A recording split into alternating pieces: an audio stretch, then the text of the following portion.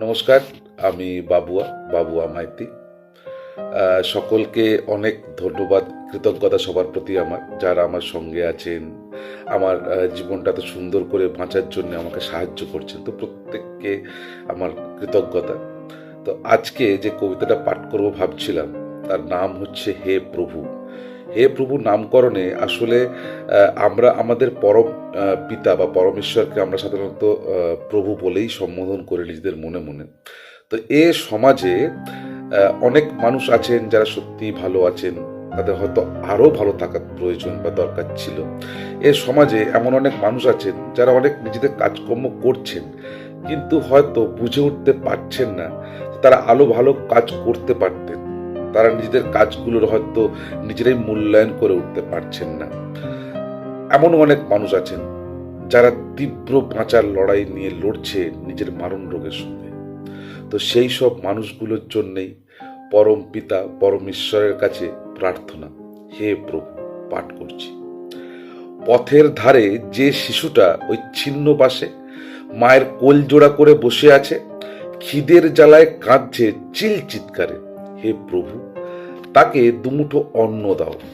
যে সাঁওতাল কিশোরী আপন মনে বাড়ির দেওয়ালে আলপনা দিচ্ছে, উঠোন নিকোচ্ছে পরিপাটি করে, হে প্রভু তাকে শিক্ষার আলো দাও।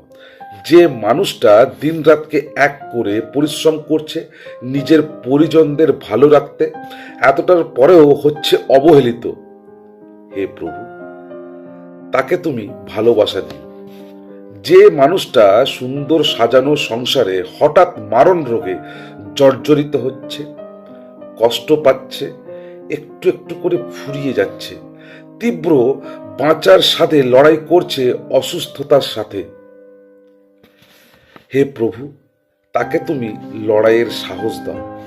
যে অবোধ মানুষজন নিজের ভালোবাসাকে ঠকাচ্ছে, তার সবটুকু নিংড়ে নিয়ে দূরে ঠেলে দিচ্ছে, উদ্ভ্রান্তের মতো মরুভূমিতে ছুটছে আলেয়ার দিকে, প্রত্যাশার আকাঙ্ক্ষায় অপূরণে নিজেকে মুড়ছে হতাশায়, হে প্রভু তাকে তুমি মরুদ্যান দেখাও। নিজের অজান্তেই যেই মানুষজন কষ্ট দিচ্ছে ঘরের লক্ষ্মীকে, মেতেছে আমোদে প্রমোদে, অসহিষ্ণু হয়ে অপকর্ম করে বেড়াচ্ছে, চুরি ডাকাতিকে অধিকার করে নিয়েছে, হে প্রভু তাদের তুমি পথ দেখাও। যে মানুষগুলো দিন রাত স্বপ্ন চুরি করছে, সমাজ গড়ার নামে ধ্বংস করছে সামাজিক পরিকাঠামো, নষ্ট করছে শৈশব, দূষণে ভরছে তোমার আকাশ বাতাস, হে প্রভু তাদের তুমি ক্ষমা করে দাও। আবার আবির্ভাব হও এ ধরায়, আর আমায় জ্ঞান দাও, বিদ্যে দাও, বুদ্ধি দাও। নমস্কার।